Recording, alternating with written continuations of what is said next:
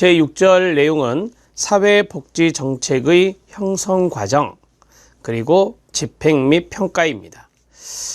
우리가 이제 사회복지 정책을 위반한다라는 말 하죠. 정책을 위반한다라고 해요. 그러면은 뭐 정책을 위반할 때 느닷없이 하는 게 아니라 어떠한 문제가 있고 그 문제가 이슈화가 되고 이게 이제 공공의제로 발전하고 그 다음에 정책 어젠다로 발전하겠죠. 이제 정부가 이런 것들에 대해서 문제를 해결해야 되겠다라는 정책 의제로 이제 채택을 하게 되는 거예요.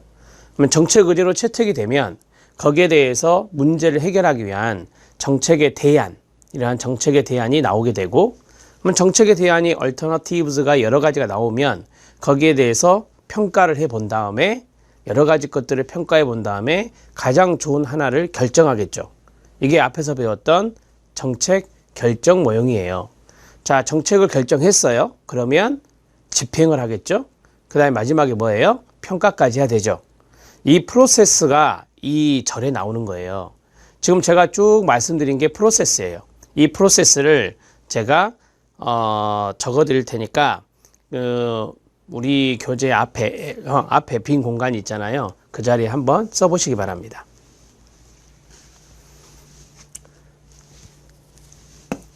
그리고 교재 보면 좀 쉬워지니까 자, 정책 형성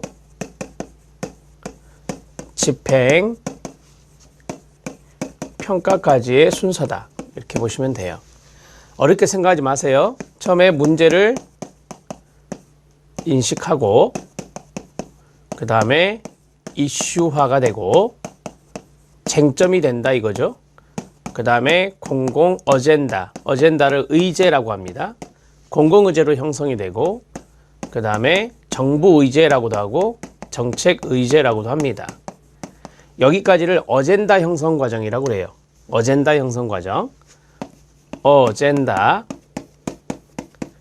형성 과정이라 합니다. 자, 그러면 의제가 채택이 됐다. 그러면 대안을 선정을 하고 그 대안을 평가하고 거기에서 최선의 대안을 정책을 할게요. 정책이 결정된다.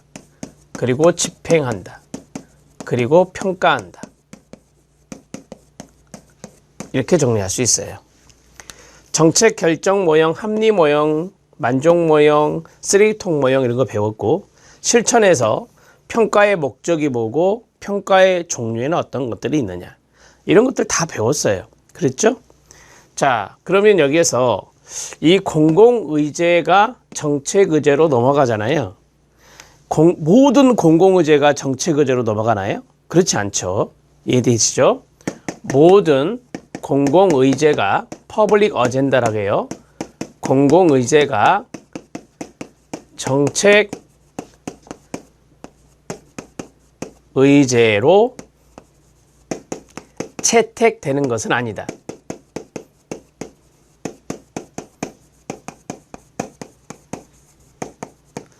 틀리게 만들어 봐요. 모든 공공의제는 정책의제로 채택된다. 그럼 이제 틀린 것이 되죠. 이렇게 정리하시면 돼요. 이게 옵니다. 자, 그 다음에 대안을 선정한다라고 했어요. 대안을 선정한다. 우리가 이제 대안을 선정하는 방법들이 많이 있을 거 아닙니까? 그렇죠? 대안을 선정하는 방법 좀 이따 나올 거예요. 대안 선정 방법들에 우리들이 기억해야 될 것들이 있을 겁니다. 첫 번째, 델파이 기법 배웠죠? 델파이 기법을 통해서 대안을 선정할 수가 있고요. 그 다음에 이 교재 그림에도 나오지만 의사결정 나무 분석이란 게 있어요. 그러니까 여러 개의 대안을 해놓고 선택했을 때와 선택하지 않았을 때, 선택했을 때와 선택하지 않았을 때 이런 것들을 쭉 나열하는 방법이거든요. 이해되시죠? 자, 의사결정 나무 분석이랍니다. 의사결정 나무 분석. 자, 의사결정 나무 분석 같은 경우는 비교 분석 방법에 들어가요. 그래서 여기에다 쓰면 안 되고 죄송합니다. 여기다 쓰지 마시고 분석이라 했으니까 여기에 들어가겠죠. 대안평가에 의사 결정 나무 분석이 여기에 들어가고요. 슬래시. 자, 우리가 효율성을 분석해 볼 수 있죠. 기대 비용이 얼마 들어가고, 그러니까 투입 비용이죠. 그러니까 예상되는 비용이라 할게요. 좀 쉽게. 예상되는 비용이 얼마 들어가고, 그 다음에 얼마의 편익이 나타날지, 얼마가 효과로 나타날지, 그걸 우리가 예상해 봐요. 그래서 이걸 평가해 볼 수 있거든요. 그럼 여기에 비용, 효과 분석과 비용, 편익 분석이 있겠다. 이거 나중에 행정에도 나옵니다. 이런 것 등이 있다. 이렇게 정리할 수 있죠. 대안 선정 방법도 델파이 기법만 있는 게 아니라 여러 가지의 방법들이 있을 거다. 지금 이 정도의 세팅은 어느 정도 해 놓으셔야 되는데 출제 포인트가 되는 것들을 좀 써드렸어요. 출제 포인트가 되는 것들이 첫 번째 이 순서를 아셔야 돼요. 순서. 또한 어젠다 형성 과정을 별도로 알아놓으실 필요가 있고, 그 다음에 두 번째로는 이 지문이었죠. 그 다음에 세 번째로는 요 녀석이 잘 나오고, 그 다음에 이것도 시험에 나올 수 있고, 이것도 시험에 나올 수 있고, 이것도 시험에 나올 수 있는 거예요. 그래서 여러분들이 시험 공부하기 때문에 이러한 부분들을 좀 잘 개념 정리를 하고 보셨으면 좋겠다. 아셨죠? 자, 그리고 정책 결정과 정책에 대한 평가는 앞에서 말씀드렸던 것들 다 상기하시면 돼요. 자, 이제 교재를 보겠습니다. 문제가 나왔네요. 어떤 일로 인해 사람들이 고통을 받고 그 고통에 대한 해결 욕구를 유발시키는 불만족스러운 상태나 조건을 말하고요. 이슈는 많은 공공 문제들 중에서 논쟁거리의 대상이 되는 문제를 이슈라고 하고요. 어젠다를 의제라고 합니다. 두 번째 줄에 의제라고 나오죠. 의제의 동그라미. 수많은 사회 문제들 중에서 정부가 문제들에 대한 정책적 해결을 위해 자발적이든 비자발적이든 공식적으로 채택한 의제의 목록을 어젠다라고 합니다. 그런데 이제 일반 대중들이 의제로 채택할 수 있는 것은 공공의제라고 하는 것이고요. 대안은 정책 의제로 채택이 되어서 논의되고 정의되는 과정 속에서 나타나는 여러 가지 해결 방안들을 대안이라 합니다. 정책은 대안들 중에서 권리를 가진 정책 결정자에 의해 선택된 최선의 대안을 말합니다. 뭐 다 여기서 말씀드렸던 겁니다. 정책 의제 대안 정책 형성 과정이 있는데요. 1번 정책 과정, 그 자리 별표 하나만 쳐주시기 바랍니다. 요거죠. 요거예요. 자, 같이 읽어요. 천천히. 시작. 문제 형성, 이슈와 공공 어젠다 형성, 정책 어젠다 형성. 여기서 한번 끊어요. 여기까지가 어젠다 형성 과정이거든요. 계속 시작. 정책 대안 형성, 정책 결정, 정책 집행, 정책 평가가 있다. 어젠다 형성 과정은 또 별도로 말씀드렸죠. 밑에 그 자리 별표 하나요. 자, 문제 인식하고 사회 이슈와 그 다음에 공공 어젠다, 공공의 동그라미, 정책 어젠다, 정책의 동그라미. 이것을 저는 이렇게 외워요. 문제를 이슈화한 공공정부 또는 문제를 이슈한 공공정책, 이런 식으로 정리하고 있거든요. 밑에 암기법 참고하시면 됩니다. 자, 이제 대안 형성 과정이 있어요. 이거는 참고하세요. 대안을 형성하는 과정은 참고하셔도 되고요.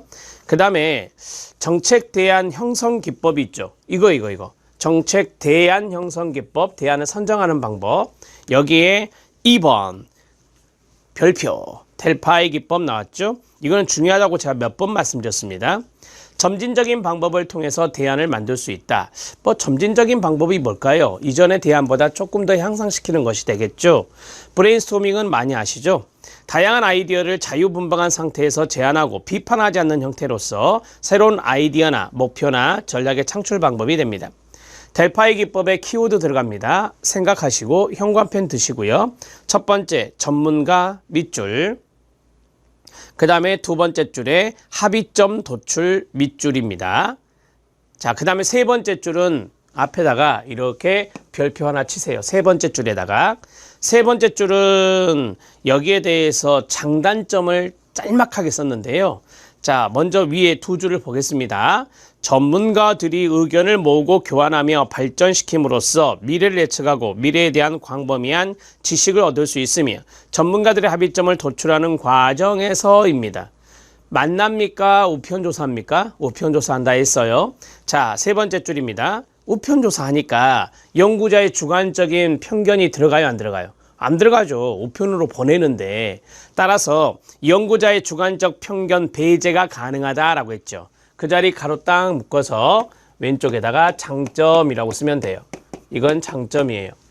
자, 그런데 두 번째 단점이 나오네요. 시간과 비용이 많이 든다 그랬죠. 왜 그래요? 반복하니까요. 수차례 반복하니까.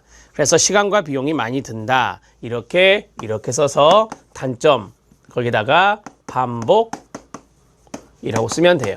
반복하기 때문에 시간과 비용이 많이 든다.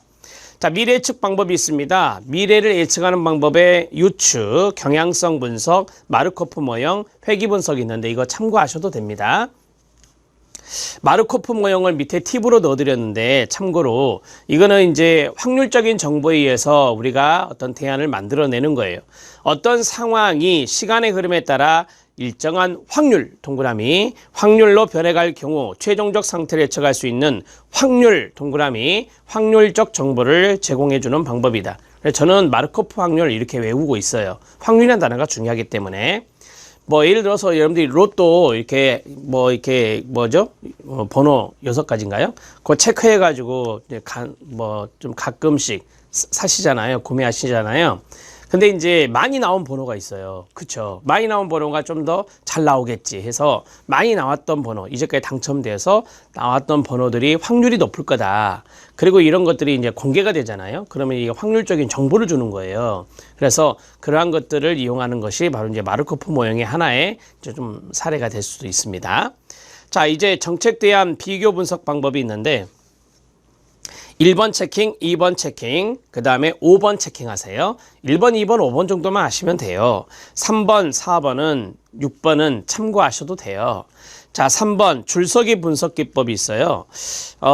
줄서기 분석 기법은 줄서기가 이제 좀 생각이 나시면 좋겠는데 거기에 보시면 두 번째 줄에 대기 시간이 나와요. 대기 시간.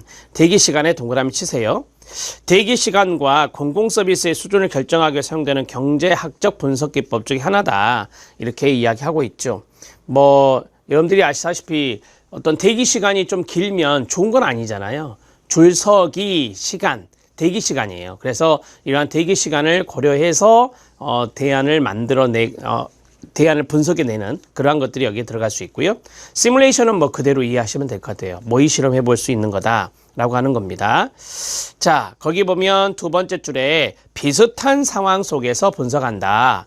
실제로 수행하지는 않고 비슷한 상황을 만들어 놓고 하는 것입니다. 자, 그 다음 6번 보세요. 선형계획법이 있어요. 선형계획법이 있는데 거기에 보면 첫째 줄에 목표를 나타내는 변수가 있다. 그리고 투입 변수가 있다. 이 사이에 직선 모양의 관계를 보는 것인데요. 이거를 그리지 마세요. 대개 이제 목표가 종속 변수 y가 되고, 그 다음에 투입 변수가 어떻게 돼요? x가 되겠죠. 그래서 여기가 이제 투입 변수가 되고, 여기가 이제 목표 변수가 된다. 이렇게 가정했을 때 직선 모양이라 그랬잖아요. 투입 비용이 많이 들면 좋아요? 투입 비용이 많이 들지 않으면 더 효율적이잖아요. 그래서 투입 비용이 적으면서 목표가 많이 달성될 수 있으면 더 좋겠죠. 이해되시죠? 네.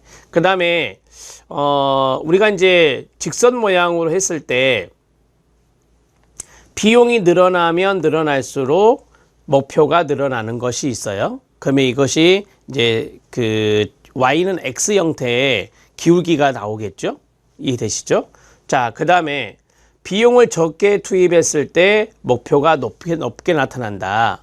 그러면 이런 방향으로 나타낼 수 있겠죠. 이런 방향으로.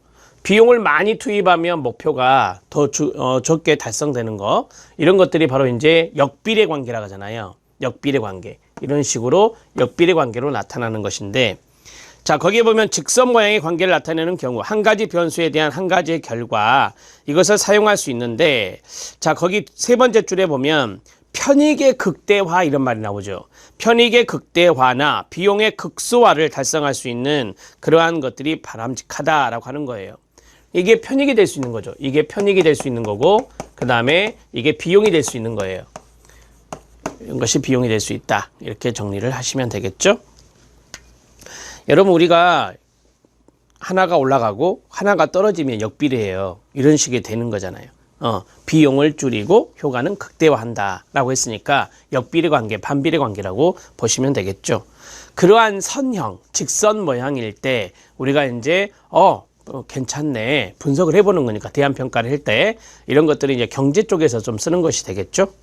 자, 이제 비용 편익 분석, 비용 효과 분석 들어가는데 이거는 나중에 행정 파트에 또 나오니까 좀 더 구체적으로 그때 말씀을 드릴 거예요. 근데 우리 시험에서는 아주 간단하고 이게 깊이 있게 안 나와요. 절대. 자, 비용 효과 분석이 있다. 이거 썼던 안에서 계속 쓰시면 돼요. 자, 비용 효과 분석이 있고 그 다음에 비용 편익 분석이 있다. 나중에 이제 행정할 때는 판서를 안 할 겁니다. 화폐화 된 거죠, 이거. 비용이니까 화폐화가 됐고 이제 달라진 부분은 여기가 달라졌잖아요. 이 효과를 우리가 뭐라고 배웠냐면 효과성 평가할 때 배웠어요. 목표 달성 여부를 보는 거다. 여기 편익은 목표 달성 여부가 아니에요. benefit는 화폐화한 결과치가 되겠죠. 화폐화한 결과치고 여기 목표 달성 여부는 화폐화가 안 된 거예요. 목표가 달성됐느냐 안 됐냐는 화폐화가 안 된 거예요. 그러면 여기는 앞에는 화폐화가 됐고 이걸로 쓸게요. 여기는 화폐화가 됐고 여기는 화폐화가 안 됐어요. 여기는 화폐화가 됐고 여기도 화폐화가 됐거든요. 이게 포인트예요. 그럼 이거는 상이한 가치 기준이죠. 상이한 가치 기준으로 비교한 거고 자 이거는 뭐예요? 화폐와 화폐가 다 있잖아요. 그래서 동등한 가치 기준으로 비교한 거예요. 이렇게 이게 이제 가장 중요한 포인트예요. 이 포인트는 알고 계셔야 되고요. 자, 하나 더 말씀을 드리면 사회복지기관에서는 어떤 분석을 많이 할까요? 사회복지기관은 이 결과를 화폐화하기가 쉽지 않아요. 예를 들어서 상담을 해드렸어요. 근데 그 상담의 결과를 만족도로 알 수 있는 거지 그게 돈으로 환산하면 얼마야? 이걸 어떻게 합니까? 무형의 서비스인데. 따라서 이것이 바로 이제 사회복지기관에 우리가 보통 효과성은 뭐 만족도 5점 척도에서 4.5 나왔다. 상당히 만족도가 높네. 그 다음에 처음에 설정했던 목표가 있잖아요. 실천해서 배웠잖아요. 목표를 달성했다. 그러면 100점 만점에 90점 정도 줄 수 있겠다. 이런 거죠. 그러니까 화폐화를 안 하는 거예요. 이런 것들이 수량화되어서 효과성에 대해서 수량화되어서 나오긴 나오는데 돈으로 환산할 수는 없어요. 그래서 사회복지기관에서 많이 사용되는 것은 비용 효과 분석이다. 이렇게 정리할 수 있죠. 자, 들어갑니다. 비용 편익 분석 동등 안에 동그라미, 비용 효과 분석 상위 안에 동그라미. 이게 결정적으로 중요한 거라고요. 근데 이제 그것을 이해하기 전까지 그걸 풀어드렸어요, 제가. 비용 편익 분석은 정책 대안을 집행할 때 사용될 비용과 여기서 끊어요. 화폐화된 예상 편익을 비교하는 것이다. 즉, 한 개의 정책 대안에 대해서 그것에 투입될 비용과 그 대안이 초래할 편익을 추정해서 비교하는 것이라 말할 수 있습니다. 자, 비용 효과 분석은 정책 목표를 달성하기 위한 목표만 동그라미, 대안의 선택 과정에서 총 비용과 총 효과, 그 자리 밑줄, 총 비용과 총 효과를 비교하여 여러 대안들 중에 하나를 선택할 수 있는 방법이 되는데요. 정책 대안을 집행할 때 사용될 비용과 그 다음에 현관펜 밑줄, 시작, 화폐화하지 않은 예상 효과, 이것을 비교하는 것이다. 이렇게 보시면 됩니다. 자, 이제 사회복지 정책의 평가로 들어갑니다. 자, 여기 평가가 나와 있네요. 평가는 실천해서 정리를 했어요. 자, 거기 보면 넓은 의미의 평가와 좁은 의미의 평가가 있는데 이거는 참고하셔도 돼요. 되게 우리가 꼭 해야 되는 게 효과성 평가거든요. 정책의 목표를 설정하겠죠. 그리고 집행을 할 거니까. 그래서 그 효과성 평가 위주로 하게 되면 좁은 의미가 되고 이 정책 과정의 전체에서 우리가 중간에도 평가할 수 있는 거 아닙니까? 이런 것들이 바로 넓은 의미의 평가가 될 거다. 양가로 2번 정책평가의 필요성 및 목적 별표 하나. 뭐 이거는 평가의 목적이라고 많이 나온다 그랬죠. 사회복지 정책의 효과성 증진, 효과성 증진의 밑줄, 책임성 확보, 책임성 확보의 밑줄, 정책 결정과 집행에 필요한 정보 제공. 이게 영어로 피드백이라고 합니다. 오른쪽에 피드백 쓰고 밑줄. 그 다음에 연구의 기초가 되며 그 다음에 밑줄, 이론 형성을 통한 학문 발전에 기여해요. 이론 형성의 기여, 학문적 기여, 이런 식으로 나올 수 있다라고 하는 거죠. 이 네 가지가 이 정책평가의 아주 FM입니다. 목적의 FM. 정책평가의 성격이 있습니다. 뭐 기술적인 성격, 평가 기법이 필요하니까. 그 다음에 실용적인 성격. 여러분들 알다시피 뭐 이게 정책을 해고 그 정책의 평가 연구 결과는 나중에 이제 이번에 나온 대로 정책에 실제 유용하게 사용할 수 있는 거죠. 그냥 평가하는 거 아니에요. 여기에 대해서 이제 평가 결과가 어떻게 나왔는데 여기에 대해서 앞으로는 이렇게 하는 것이 좀 개선돼야 되겠구나. 그런 것들을 유용하게 활용하기 위해서 하는 거예요. 그래서 실용적 성격이라 하고요.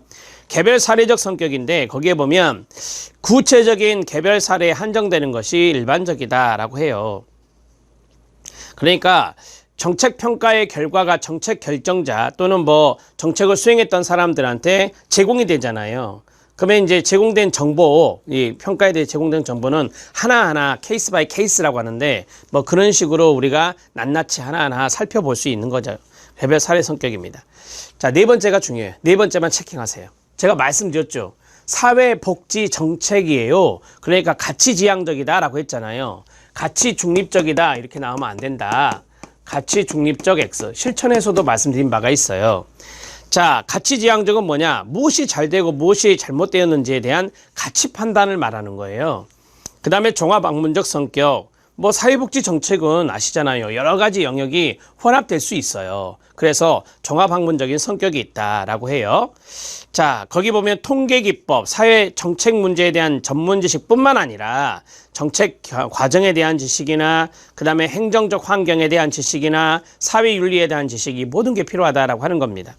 정치적 성격이 있다라고 해요. 여기 정치적 성격은 되게 이제 정책적인 측면에서 보았을 때는 뭐 거기에 대해서 야 이거 계속 진행하자, 아니야 그거 폐지해야 돼, 이렇게 서로 이게 나뉘잖아요. 이런 것들이 바로 좀 찬반이 생기는데 그게 바로 정치적인 성격이라고 해요. 자, 거기 보면 첫 번째가 값어치가 있다고 결론 짓기를 원하고 정책 프로그램이, 자 그래서 이것을 계속 진행하자라고 하는 주장도 있는 반면, 자, 두 번째 점, 폐지, 동그라미, 정책 프로그램, 그 정책 프로그램을 폐지할 것을 주장하는 계층, 이런 개선을 원하는 계층, 부정적인 평가를 내리기를 원하는 계층이 있다라고 하는 겁니다. 이런 것들이 다 정치적인 요소예요. 여론의 반응도 여기에 들어갈 수 있다 했죠. 자, 정책 평가의 기준이 있습니다. 효과성, 별표 쳐야 되겠죠? 시작. 목표, 달성, 정도. 효율성, 능률성, 별표 쳐야 되겠죠? 시작. 투입에 대한 산출의 비율, 투산, 이렇게 외우시면 돼요. 투산은 효율성. 그 다음에 적적성, 참고, 적절성, 참고, 형평성, 참고, 반응성, 참고입니다. 효과성과 효율성 이런 것들이 중요하니까 밑에 3번부터 6번까지는 그냥 한 번만 읽고 넘어가셔요. 외우지 마십시오.